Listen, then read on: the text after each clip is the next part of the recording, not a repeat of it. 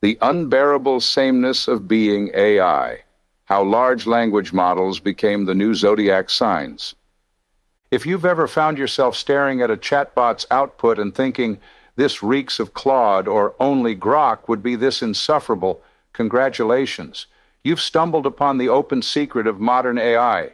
These models aren't just aleatory psittacines. They're repeating recombinators with personality disorders.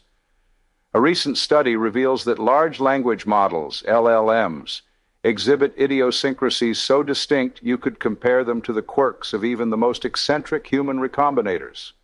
The paper, Idiosyncrasies in Large Language Models, demonstrates that with minimal effort, a neural network can classify text from ChatGPT, Claude, Grok, Gemini, or DeepSeek with 97.1% accuracy. So much for the singularity. We've built a zoo of algorithms that might as well wear name tags. The taxonomy of bullshit, classifying LLMs by their telltale ticks. The experiment, machine learning as phrenology. The researchers' approach was brutally simple. Ask 5 LLMs the same prompts, collect their ramblings, and train a classifier to sniff out which model produced which text. The result? A 97.1% accuracy rate in distinguishing outputs. This isn't just statistical noise, it's proof that these models have developed the artificial intelligence equivalent of verbal facial scars. The methodology reads like a parody of machine learning rigor. They fine-tuned LLM-2vec, a text embedding model, on responses from UltraChat, a dataset of synthetic dialogues. The training data? 10,000 samples per model. The validation set? 1,000 per model. The outcome? A classifier that could spot ChatGPT's penchant for exhaustive explanations, or Claude's clipped, corporate-friendly brevity faster than you can say alignment tax. The idiosyncrasy engine, word salad as identity. What makes each LLM unique? According to the study, it's not just what they say, it's how they say it. When researchers scrambled words like a Scrabble bag, classification accuracy barely dipped. This suggests the model's quirks are baked into their lexical preferences, specific word choices as distinctive as a middle-aged dad's insistence on using whomst unironically. But the real kicker came when they tested semantic transformations, rewriting, translating, or summarizing the text. Accuracy stayed above 90%.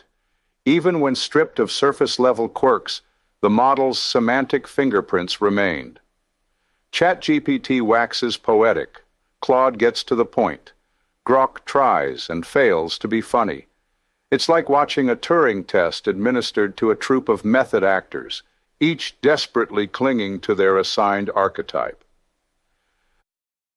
The postmodern condition, when LLMs inherit their own cringe.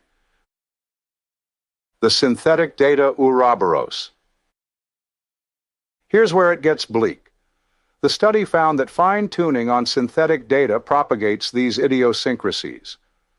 Train a new model on ChatGPT's outputs, and suddenly it starts coughing up the same verbose, disclaimer-laden prose.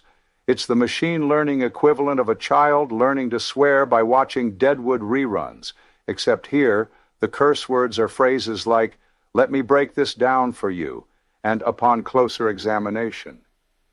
The implications are deliciously dystopian. Future LLMs might inadvertently become parodies of their predecessors, trapped in a feedback loop of increasingly stylized nonsense. Imagine a GPT-6 trained entirely on GPT-5's musings about GPT-4's interpretations of GPT-3's fan fiction.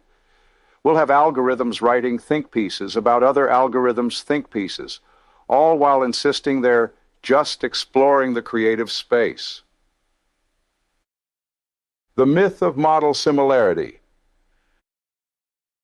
The paper also exposes the lie behind claims of model convergence. When classifying outputs from Qwen 2.5 models of varying sizes, 7 billion to 72 billion parameters, accuracy remained 59.8%, far above chance. Even siblings in the same model family can't escape their idiosyncratic baggage. It turns out scaling up parameters doesn't make you more generic. It just makes you weirder and higher resolution. The Semiotics of LLM Discourse, a field guide to corporate mannerisms. ChatGPT, the over-explainer. ChatGPT's responses read like a PhD student who's been mainlining Adderall. It's obsessively thorough, padding every answer with nested explanations and rhetorical questions. Example: why did the Scarecrow win an award? Let's unpack this. First, we must consider the agrarian socioeconomics of straw-based constructs. The study notes its outputs are riddled with markdown formatting, bulleted lists, headings, and italics, as if desperate to prove it can communicate effectively. Claude, the HR department of AI. Claude's responses are concise, sterile, and painfully earnest. It's the chatbot equivalent of a middle manager who's read one too many LinkedIn posts about synergy. When asked for a joke, it defaults to puns so safe they could be used as airplane safety demonstrations. Why don't scientists trust atoms? Because they make up everything. The classifier likely keyed in on its aversion to contractions and love of corporate speak, prioritizing clarity. Grok, the try-hard. Grok's attempts at humor are the textual equivalent of a dad doing the floss dance at a wedding. Its jokes overuse pop culture references and awkward punchlines. A snail buying a car? Hilarious. Get it? Because snails are slow. Please clap. The study found Grok's outputs laced with informal punctuation, ellipses, em-dashes, and a tendency to trail off, like a stand-up comic realizing the audience isn't laughing. Conclusion: the banality of artificial unintelligence. So what have we learned? That LLMs, for all their alleged sophistication, are as predictable and idiosyncratic as the humans who train them. They're not converging towards some platonic ideal of intelligence. They're diverging into algorithmic caricatures, each with their own ticks and tells. The study's most damning insight isn't technical, it's philosophical. If we can identify an LLM by its lexical ticks and semantic quirks, what does that say about the intelligence we've created? These models aren't thinkers, they're probabilistic autocomplete engines with delusions of grandeur. And like all narcissists, they leave fingerprints everywhere.